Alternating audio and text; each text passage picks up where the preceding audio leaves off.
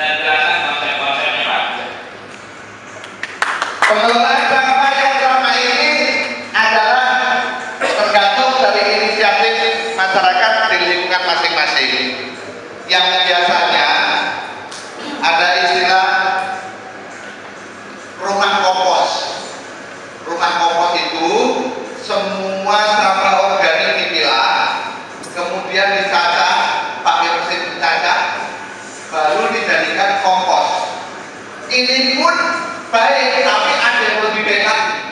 Kalau mengolah jadi kompos, pupuk cairnya nggak dapat Pak, karena pupuk cair akan terbuang oleh proses pengolahan sampah yang di rumah kompos tadi.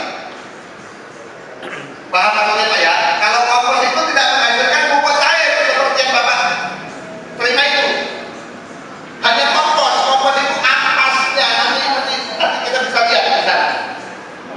Nah, sementara ada lagi yang kedua adalah dengan bank sampah.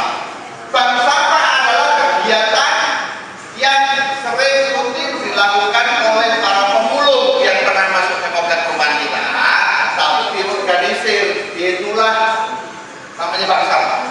Karena dengan adanya bank sampah di satu wilayah, di RT atau RW, pasti pemulung tidak akan kebagian lagi plastik, koran, kardus, botol, aqua segala macam, karena sudah dikelola oleh bank sampah.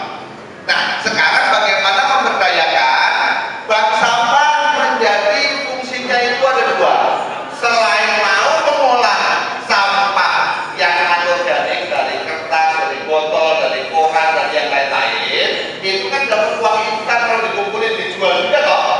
Nah, sementara tadi bekas-bekas plastik yang kecil-kecil itu bisa dibikin kerajinan segala macam, kita sudah lakukan semuanya. Hanya satu hal, bank sampah tidak mau mengolah yang organik. Nah, saya pengen kelurahan Gagak melalui Karang Tarunanya dibentuk bank sampah sambil mengolah sampah organik. Jadi semuanya dapat, pupuk cair dapat, kompos dapat, uang dapat, semua sempurna. Semua sama. Ya, jadi itu tabung ini untuk mengolah sampah.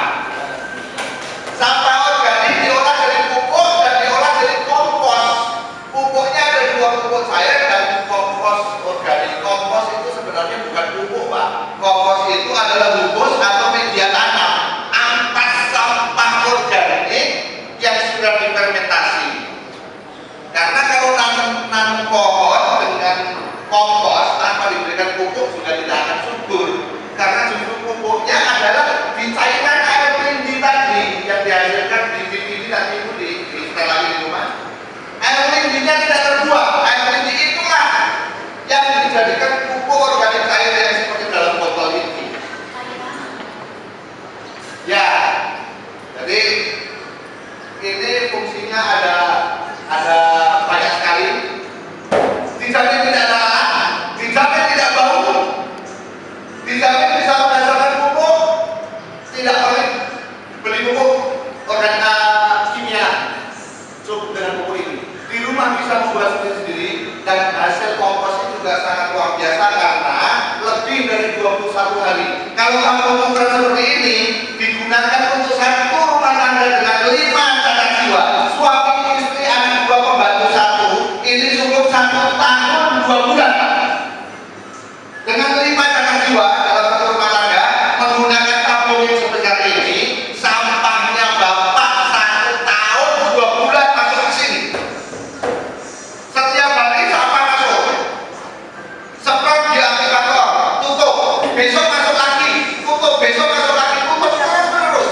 Lama-lama sampah akan terurai dengan bilah aplikator tadi menjadi cairan. Otomatis ampasnya menyusut sampai nanti ditaruh terakhir di 12 bulan kemudian, ini beratnya dari 1 kuintal lebih Pak. 1 kuintal lebih. Nah, itulah kompos. Kompos yang dihasilkan. Komposnya menunggu 1 tahun Pak itu Pak. Yang dipanen setiap hari adalah pupuk cair ini. Kalau kompos 3 minggu selama ini yang dipakai di rumah kompos sudah bagus, bagaimana ini yang 1 tahun pasti lebih bagus.